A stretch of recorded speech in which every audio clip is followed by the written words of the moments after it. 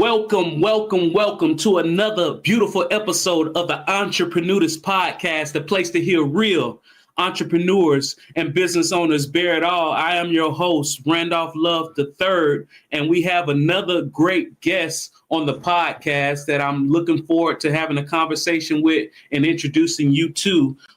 Before we get to him, just so you know, this podcast episode is brought to you by Shield Wolf Strongholds, a wealth growth and protection company when it comes to estate planning, when it comes to retirement planning, when it comes to employee benefits. If your plan isn't Shield Wolf, it isn't strong. Let me tell you about our guest. Jon Buehler is the founder of Buehler Business Brokers, where he helps owners of HVAC, plumbing, electrical, and other home services companies sell their businesses with confidence. With over 16 years of experience spanning contracting, distribution, and manufacturing, Jon brings deep industry insight to every deal he manages. After nearly 2 decades in the trades, Jon transitioned into business brokerages in 2022, driven by a passion of helping business owners unlock the full value of their life work. As both a certified business intermediary, CBI, a certified exit planning advisor, CEPA, he guides clients through every stage of the sales process, from business valuation and preparation to finding the right buyer and closing successfully. Jon has been recognized as a top business broker by the Business Brokers of Florida and the International Business Brokers Association. And he's a frequent speaker at the national and regional trade events, including ACCA and FRACCA, where he educates contractors on building more valuable, sellable businesses. Based in Jacksonville, Florida, Jon lives. I'm sure he loves his wife as well. He lives with his wife, Tiffany, and their 4 kids. When he's not advising clients, you'll find him spending time with his family or helping business owners plan their next big chapter. Jon, thank you for coming to the Entrepreneurs Podcast. Thank you for having me. Really appreciate it. Absolutely. Is there nothing, because you've been doing this in the trades for over 16 years, and now you're moving that knowledge and experience into business brokerages. Is there nothing that you know now that you wish you knew when you first started? Yeah, I mean, my story was I was looking to purchase a business myself, and had a strong network of contractors I had worked with over the years, but I just noticed that there was this, lack of knowledge around helping owners exit their companies. And so that's why I ended up getting into business brokerages, was looking for a business myself and then got into it to help owners because I saw that there was a needs gap there. As far as things that I wish I knew now that I didn't know then, I've learned so many things. That's a hard question to answer. This industry is one of constant learning and evolution, and I'll never stop learning. So that's a hard question to answer. But thanks for having me on. It sounds like what you've learned is you'll never stop learning. I was forced to reconcile that hard, because I don't know what it was for you, but for me, at one point, I thought that I could learn everything. I thought that, as a kid, somebody that was, not the bottom of his class, somebody that I might have not got straight A's, but I had common sense, right? And I felt like I can learn everything that's important. And it felt like there was a stopping point. But then once you become a business owner, you realize you can never stop learning, because the more you know, the more you don't know. Would you say that's what you learned, that, all right, you can never stop learning? For sure. I mean, there's the business owner side of it, and then there's the brokerage industry side. And one of the things I learned is that no 2 businesses are identical and no 2 deals are alike. And the situations that you encounter are always different. There's always different set of circumstances and problems that you have to help solve. So yeah, it is definitely you have to go into it with an open mind and just realize that you probably aren't going to be able to tell every single thing that's going to be able to happen, but being able to work and come up with solutions is what's important. Somebody says John, is being a business broker the same as being a real estate agent for a house? Do you say yes, no, or maybe? That's a really good question, and one that I get a lot. So there are some similarities in the sense that we, have an MLS system. In Florida, you actually have to be a licensed real estate agent to do business brokerage. And we do get paid at the closing table. So those are the similarities, but that's about where it ends. Business brokerage is different in the sense that everything that we do is confidential. So unlike real estate where you're marketing, homes that, people can go do drive-bys and see things, in business brokerage, everything is confidential and businesses are completely different. Another thing is the valuation on businesses. When you're looking at a company, for example, that maybe only has $200,000 or $300,000 worth of hard assets, but it's worth several $1 million, how do you reconcile the difference and justify that value? So there's a lot of differences as far as when it comes to marketing the business, determining the value, and then the problems that you have to overcome to help somebody have a successful transaction. But there are some similarities, but mostly just in the way that it's structured, not in the actual practice. Because, just like you just said, hard assets of 300,000, but then you potentially have a business valuation of $7+ million. Is that term, is that considered the goodwill of the company, or is it something else? Well, goodwill is a part of it, but businesses are typically valued. What you're buying is the cash flow of the business. So it's the business's ability to generate a cash flow, and the assets that are involved in that business, whether that be trucks, employees, whatever it needs to produce that cash flow, is all included in the value of it. So, like a trades business, for example, that has trucks and employees and an office, you may add all that value up. And if you wanted to start one from scratch and just buy those assets, it wouldn't cost you near as much to buy something that's already established in the community, that has a recurring revenue, a customer base, goodwill with its clients and customers. So the goodwill is certainly a part of it, but does that answer your question? Oh, yeah, absolutely. What you're saying is goodwill is a factor, but it's not always the hard assets. And it sounds like if somebody was trying to sell their business on their own, they might, either unknowingly or be mistakenly led to only valuing their business at the hard assets. But it sounds like if they were to speak to somebody like you, there are other sources that can be valued, including cash flow, that can increase that valuation. Yeah, there's several different ways you can value a business, but typically when we're looking at it, it's based on what the earnings of the company are, and the assets are part of it takes to generate those earnings. Okay, so what would you say are all the characteristics that make up a business's value? Yeah, that's a great question. For one, the size of the business. So if when we're looking at earnings, typically a smaller business is going to have smaller earnings versus a larger business, which is going to obviously have more earnings. And really what it comes down to is it's relative to risk, right? A larger business that has more employees and more stability is going to present less risk to an investor or a buyer who's looking at buying that company. Smaller companies tend to be a little bit more volatile, have fewer employees, and therefore are higher risk. So the size of the business, I'd also say that the growth potential, do you have systems and processes in place? When somebody comes and looks at your company, do they see a way for them to step in and continue to grow that business over time and make it something that's scalable? So there's different factors there.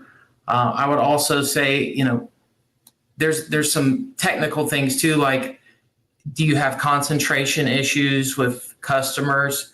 We had a business not too long ago that we were working with, and it was a great business, had very solid earnings, but two customers represented 50% of the revenue. And that's common in these trades businesses, especially if they're doing construction work. And to them, it doesn't really feel risky. They may have been doing business with that customer for a long time. They don't see any issues with it. But if you put yourself in the eyes of a buyer who's coming in, maybe those two large customers have relationships with the owner. Maybe there's risk around if those relationships would transfer to a buyer. And if they were to lose those, then there goes 50% of the revenue. Mm-hmm. So it really comes down to risk, what kind of risk a buyer is looking at when they're evaluating your company. And there's other things too, your customer satisfaction. How well do your customers rate you in the community? How well known are you? Is the business dependent on you as an owner? That's a really big one. Buyers really like to step into an operation that they know that the owner is walking out of. They want to know that business is going to be able to continue on long term with them running it. So, and really, I always tell people it's about transferability of that cash flow that we talked about, right? Mm-hmm. Buyers are looking at this investment. They're more than likely going to have to go take out a loan, and that loan's going to have payments, debt service coverage that's associated with.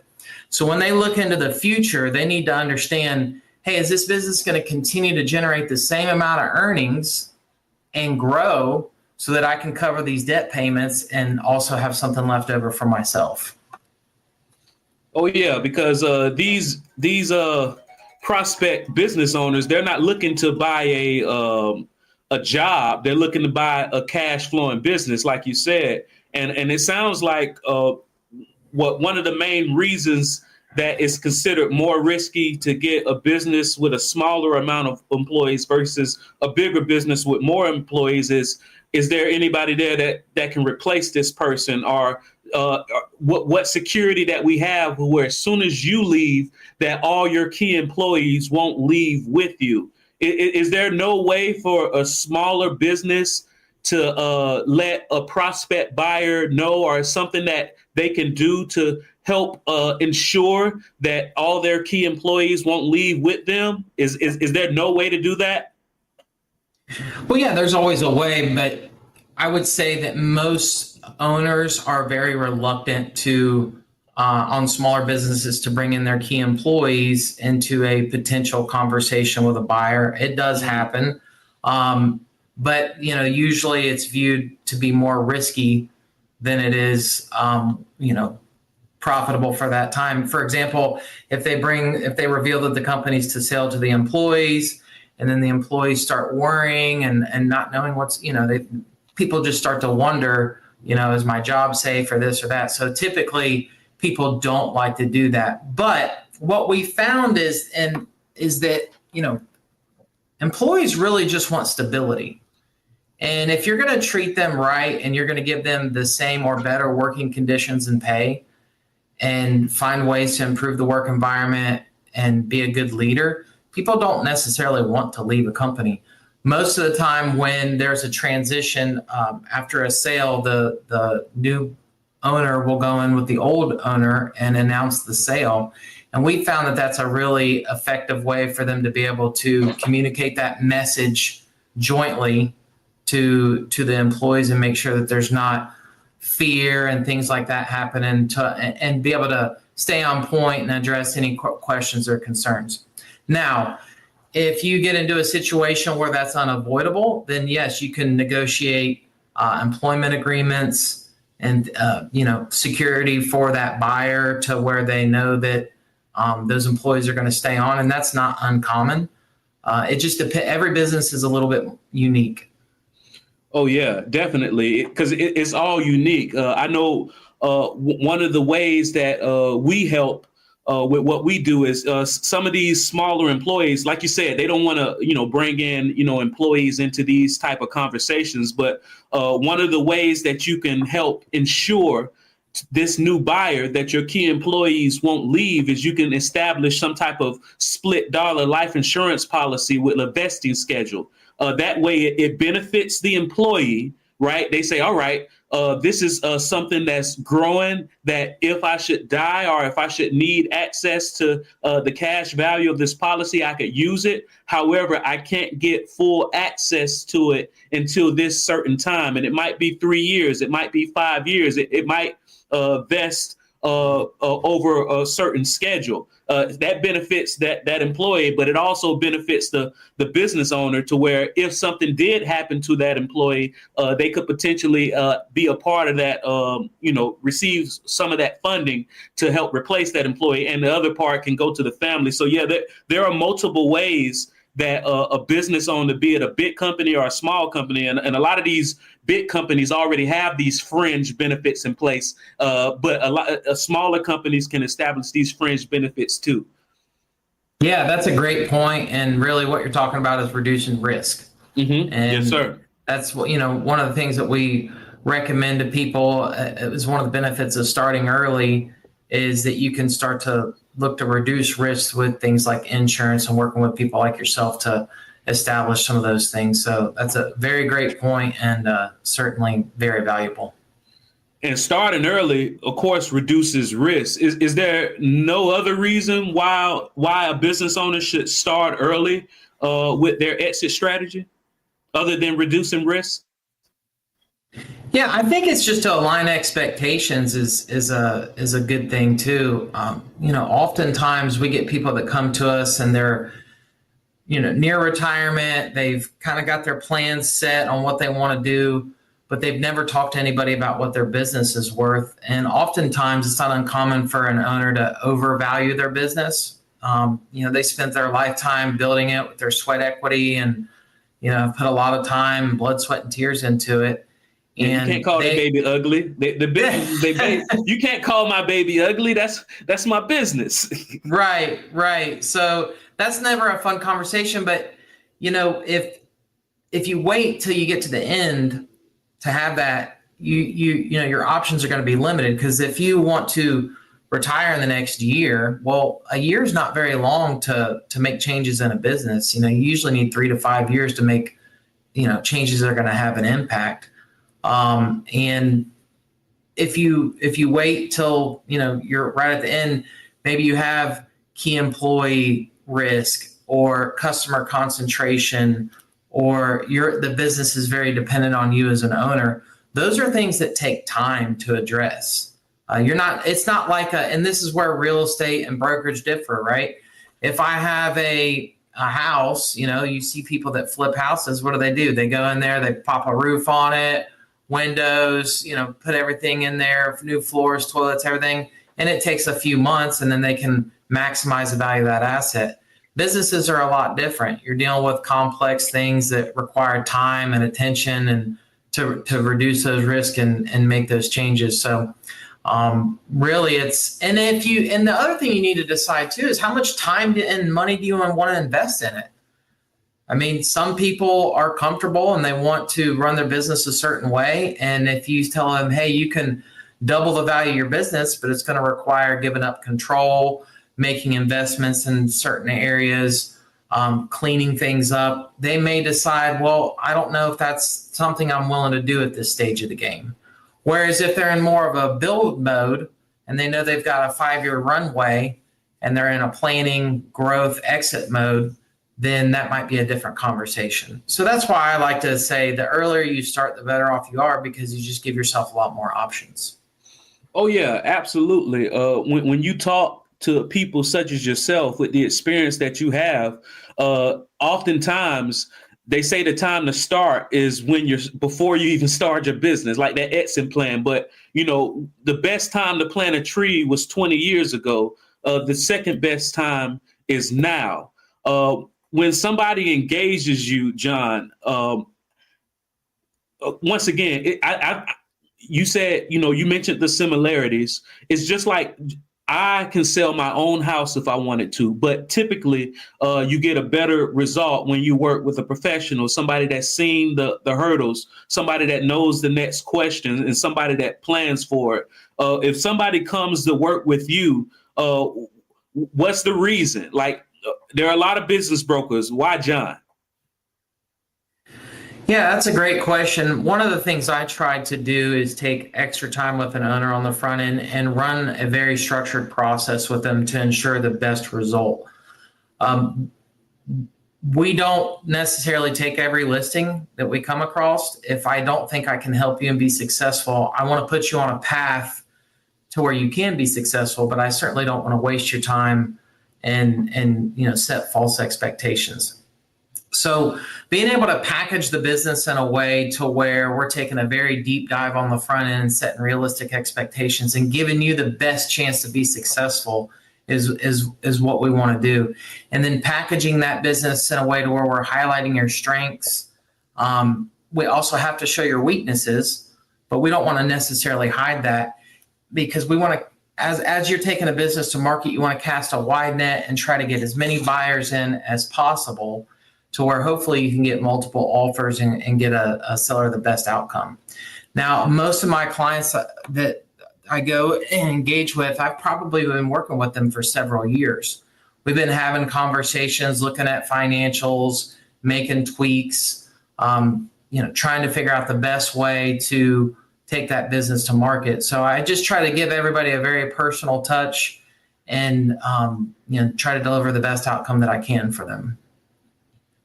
Should sellers or buyers contact you? I work with both, but primarily sellers. But I do have a very good relationships with a lot of buyers as well, particularly strategic buyers and people that are looking for these specific types of businesses. I only work with home service and trades and construction. I don't do a lot of the other types of business because that's not what my background's in. So I have a kind of a narrow lane of people that I work with as far as the industries and the types of businesses. I'm a seller of my business. I priced it right. I worked with Jon Buehler and I priced everything right. I packaged everything right. And this buyer just gave me a letter of intent, an LOI, with the number that I've always wanted. Is there nothing that typically blows up deals after LOI? Is it always a different thing that blow it up, or is there one category or multiple categories that you notice blows up deals even after the letter of intent has been submitted? Yeah, that's a great question. I think that the letter of intent is one of the most critical areas in a deal when you're working with a buyer.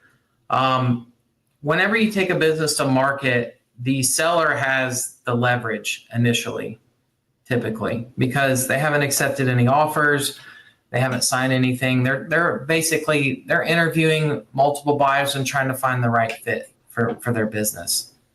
The letter of intent is really important because I always tell people price is just one part of a deal.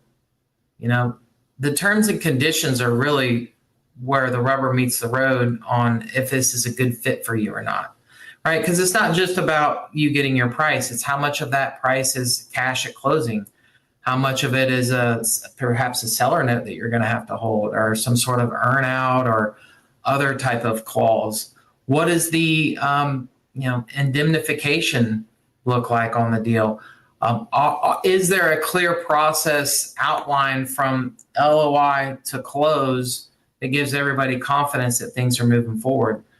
So one of the things I try to do is on that LOI, I go through when I take a business to market and I actually list in the marketing material what we expect to see in the LOI.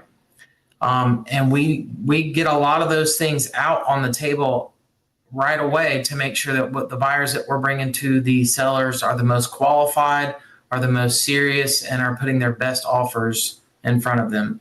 Because the last thing you want to do is, typically when you sign an LOI, you go into what's called an exclusivity period. And an exclusivity period basically means that the seller's not allowed to talk with any other buyers. They're not allowed to entertain any other offers, and they're going to take the business off the market, right? Well, the last thing you want to do is take the business off the market, lose all your momentum, and then realize, as you're going into due diligence, that there's misaligned expectations, right? And that can come in a form of many different things. So we try to ask those questions up front and make sure that we're getting everything out on the table, where when we sign that LOI, we have a high confidence that, as long as we get through, we supply the information and due diligence and it lines up with what we said, that we're going to close. How important are non-disclosure agreements during this due diligence process? Yeah, I mean, every single buyer has to sign a non-disclosure agreement, even before they even get the name of the business. So we do not reveal the name of the business, any confidential materials, without a non-disclosure in place. And then furthermore, we make sure that not only does the buyer have the funds to purchase the business, but also the experience.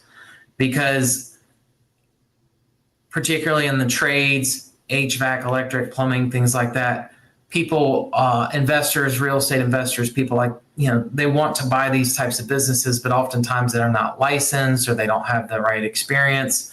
And we try to do as thorough of a job on the front end of interviewing that prospect and making sure that, SBA is not going to give you a loan without a license. So how are you going to get a license?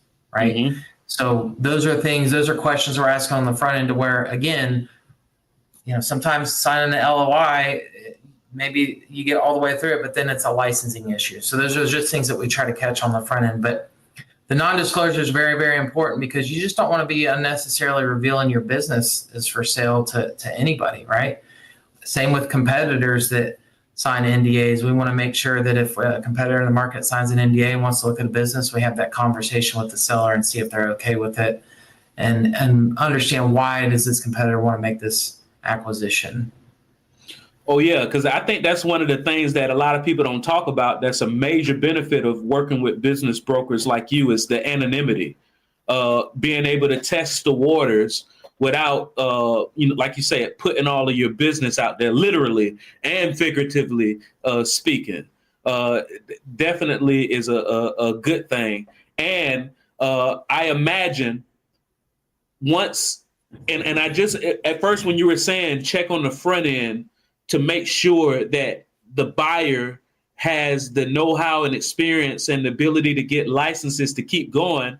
At first I'm thinking, well, why does John and the seller even care about that? They just sold the business. But I'm imagining most of these deals are earn-out agreements. And if this person doesn't have the wherewithal and ability to earn out, then it's a disinterest to your customer, your client. Yeah, I mean, I would say even beyond earnouts is just being able to get funding. I mean, when I'm dealing with a private equity firm that owns multiple trade businesses in that same industry, you're not dealing with that as much. They usually already have licenses, or they're already in the industry and have people that know how to run it. But most individual buyers are going to use an SBA loan to purchase a trades business or something. And if there's special licensing required, they're not going to be able to fund the loan. So they may have the down payment, the deal may pass due diligence, everything just fine. But then at the end of the day, the bank is going to say, sorry, we can't do this deal without a license. So there are things you can do to help mitigate that risk. But, one of the things I try to do on the front end is make sure that we have that in place on the licensing. This is a lot of good information.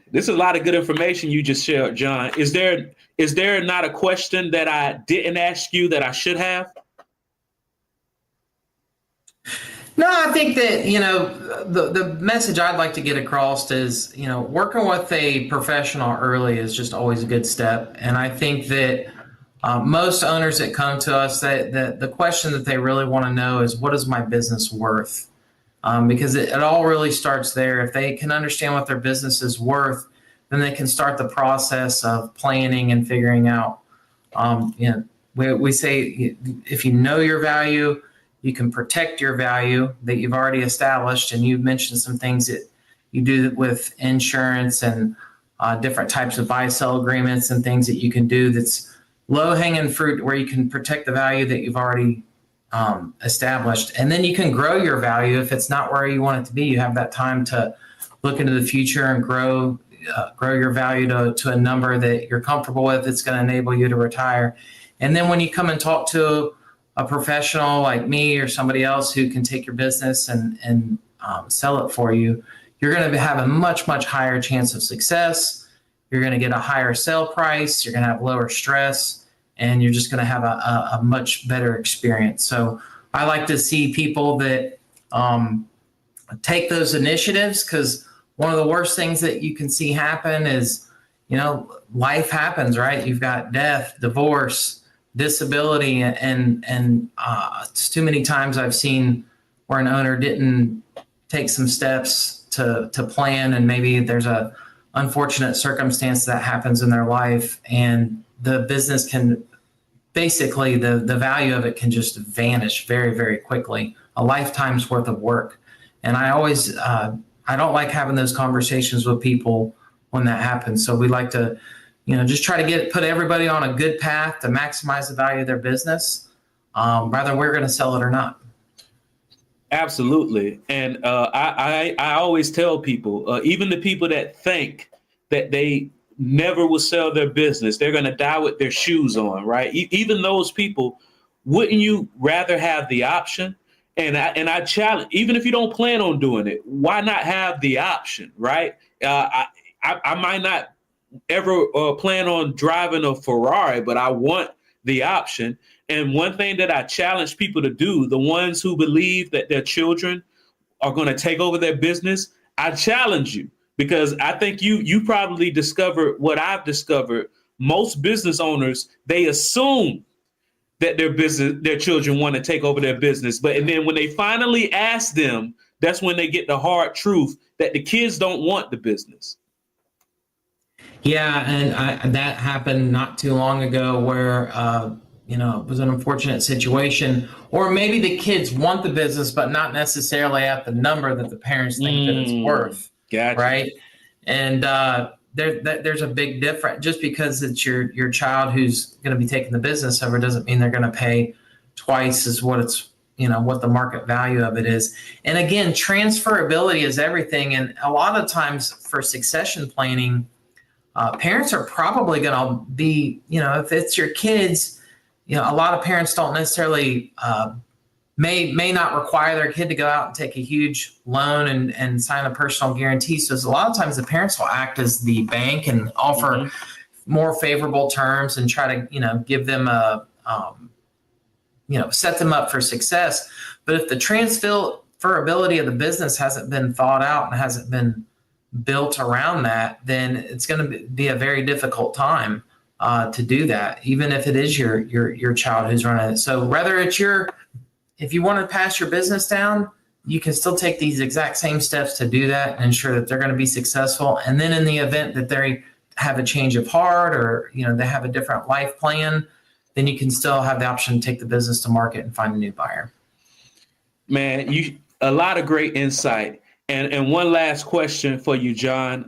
You and I are new members of the membership committee of the Northeast Florida Builders Association, NEFBA, the largest builder association in Florida, with memberships over 1,000. What made you join NEFBA? Well, I have roots in the trade community here around Jacksonville, so I have a lot of relationships and clients that are in that group, and those are really a lot of those types of businesses are the ones that I help now, that are in the trades and construction. I'm involved with several trade schools here in Jacksonville. I'm a trade advocate, really. A lot of my friends and families are in the trades. It's been very, very good to them. I think it's a great place for people to go and learn a trade and become successful.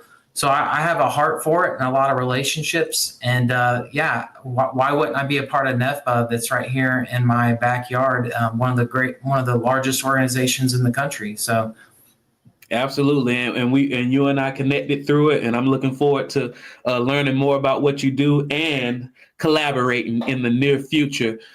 This has been another episode of the Entrepreneurs Podcast, the place to hear real entrepreneurs and business owners bear it all. Remember, always check the show notes. If you're listening to us on audio, check the show notes so you can see our beautiful ebony and ivory faces. And once again, the Entrepreneurs Podcast is going to start coming more and more with more and more episodes ranked in the top 10% of podcasts for business owners and entrepreneurs by the Billboard of Podcast, listennotes.com. Keep tuned to the Entrepreneurs Podcast. This is Randolph Love III and Jon Buehler signing off.